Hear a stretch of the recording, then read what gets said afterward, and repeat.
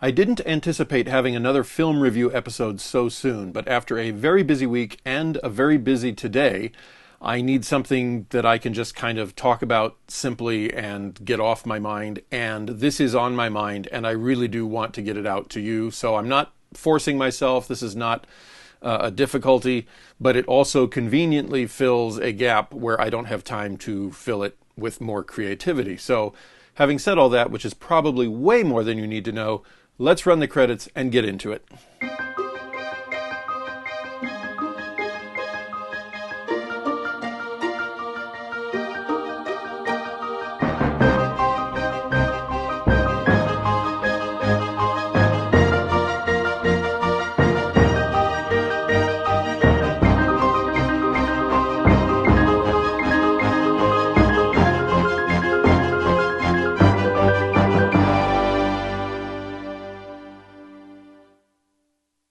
Just this morning, I was at our church for 3 hours participating in day one of our vacation Bible school. So I am a little worn out, but I still have work to do. I have not yet finished all of the scripts for all 5 skits.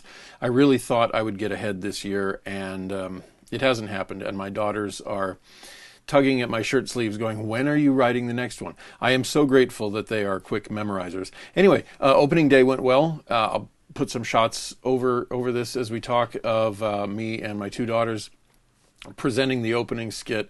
I realize that this is going out to YouTube. There is a potential for people watching this who have no idea what Vacation Bible School is or don't care, don't go to church, and I'm not getting preachy.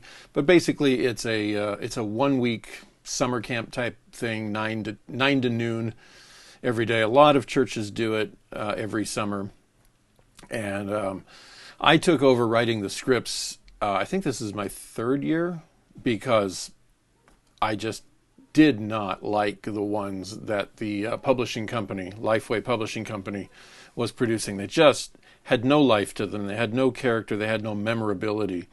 Whoever's in charge of that doesn't know how to get the attention of and captivate a wide group of young people. And I'm not trying to brag. I do better than they do. That's for sure. Other people probably know how to do it even better. But anyway, I create some colorful characters every year, and it was me and my oldest daughter the first year, and for the past 2 years, this year and last year, it's been all 3 of us.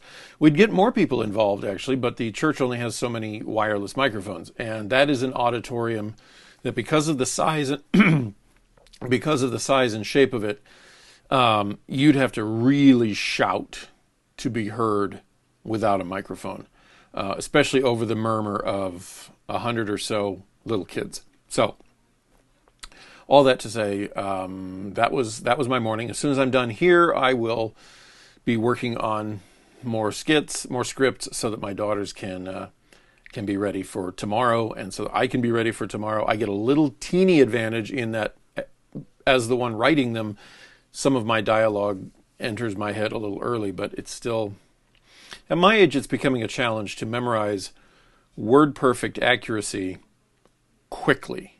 I can still do it. I don't have a bad memory.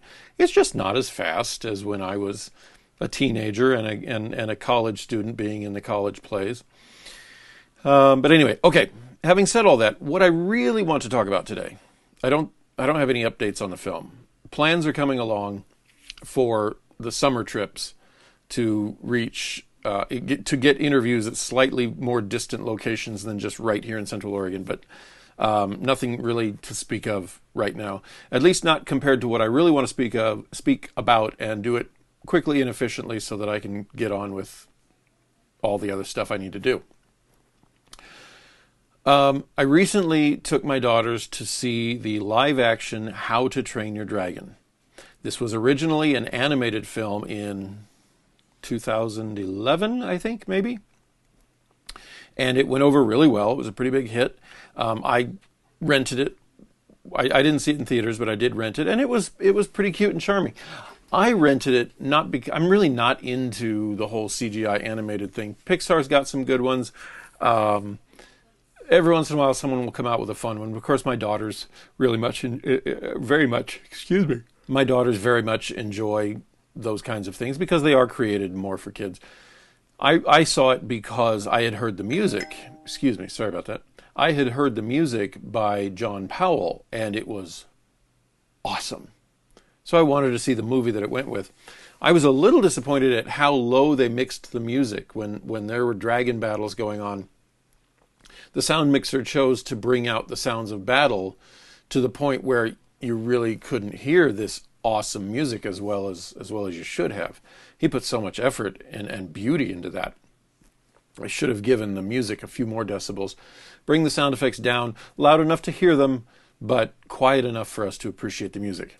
Anyway, okay, I am not a fan of live-action remakes of animated material in large part that was made during my lifetime. So within my lifetime, they've made the animated one and then the live-action one. That's not always true. Disney started this mania that they are involved in probably with Cinderella by Kenneth Branagh. Excuse me, this is a bad day. One could argue that the 101 Dalmatians with Glenn Close was actually the kickoff, but that really felt like a one-off, and then nothing happened. And then they did Cinderella, and then they just started doing it. They have thrown originality out the window and simply said, well, what old classics do we have that worked? Great, let's turn them into live-action films. And the problem is, they aren't just turning them into the live-action version. They are adapting and, as far as I'm concerned, dismantling.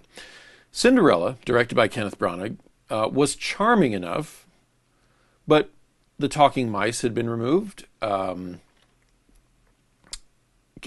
Blanchett as the wicked stepmother was not nearly as ominous and threatening as the animated character, and a cartoon beat out Kate Blanchett and the voice talent. Who was the voice talent? Was it Verna Felton? Anyway, it was one of Disney's regular villainous voices, and she did so fantastically. I think I need a nap first when I'm done here. Sorry about that. Anyway, it's been a mess. It's been a mess the whole way. What have they redone? Well, Pete's Dragon wasn't a live-action remake of an animated one, but it followed the same principle of absolutely stripping the original of all its joy. The 1960-some-odd Pete's Dragon is a lot of fun. A little bit campy at times, a little bit over the top, but Doc Terminus and the Gogans and the setting, the lighthouse setting, and all of that, most of the songs, some of them I would cut, but it's a fun film. And then they remade it with Bryce Dallas Howard and I think Carl Urban, and that was, yeah, that's right, an amazingly lifeless Robert Redford. The Robert Redford, and he just made his role completely uninteresting and boring. Anyway, the whole film was uninteresting and boring. All the magic was gone, except for the fact that there was a dragon.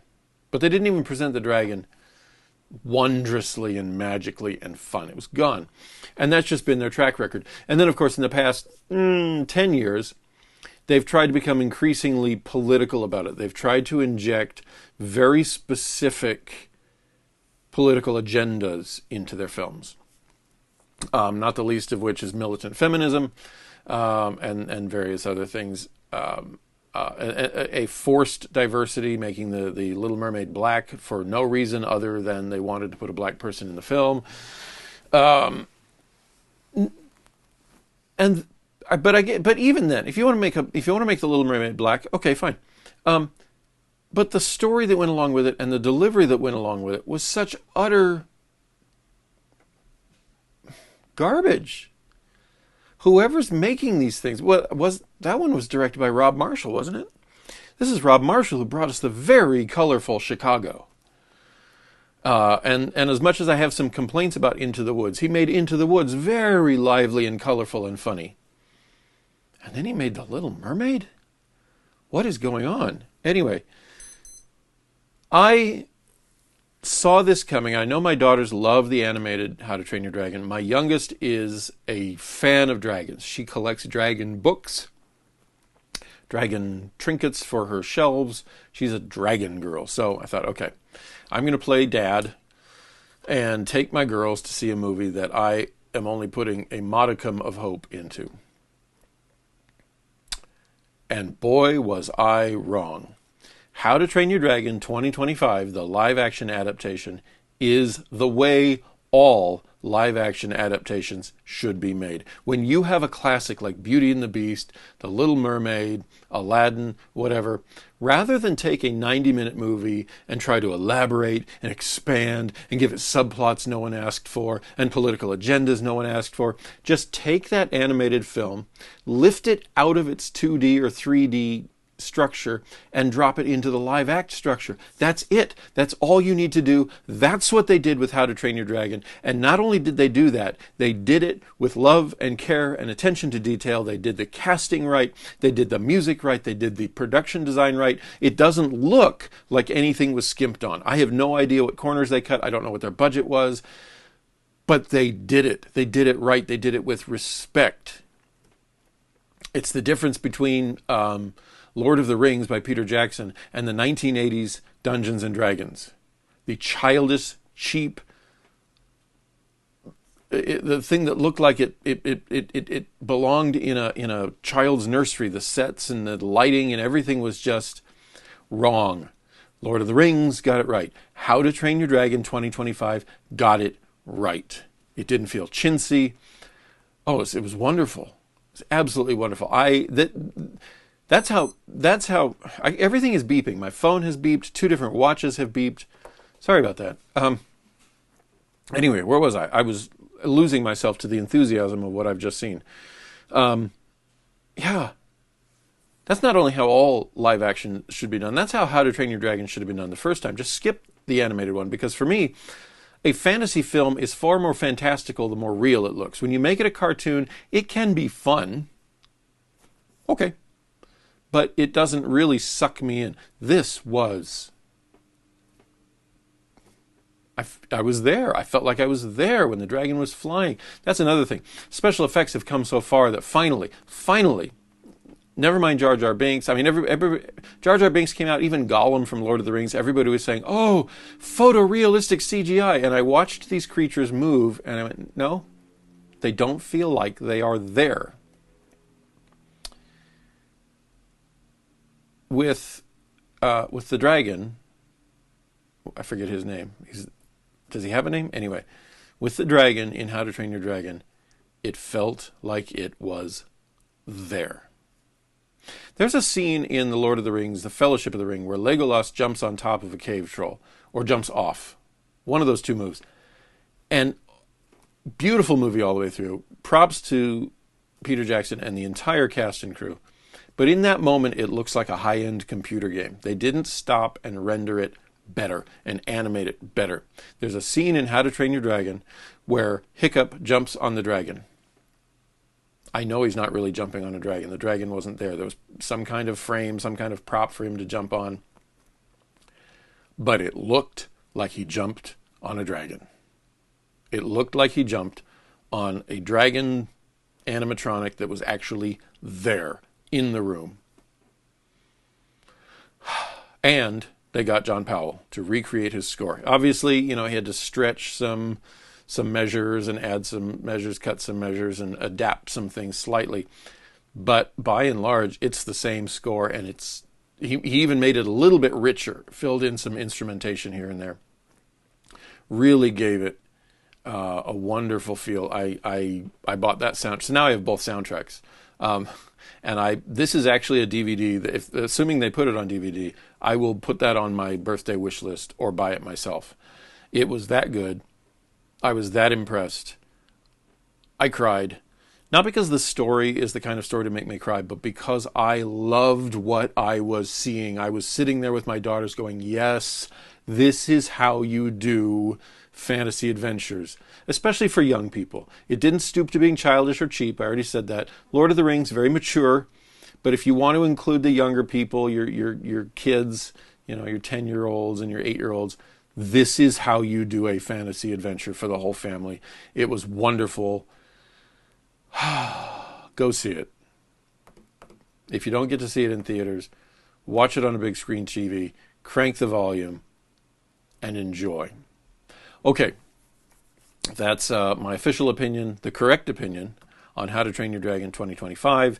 I'll be back next week. I will probably be exhausted because we will have just wrapped up VBS and I will have had a weekend to recover. But we'll talk about whatever we talk about. Okay, have a great day.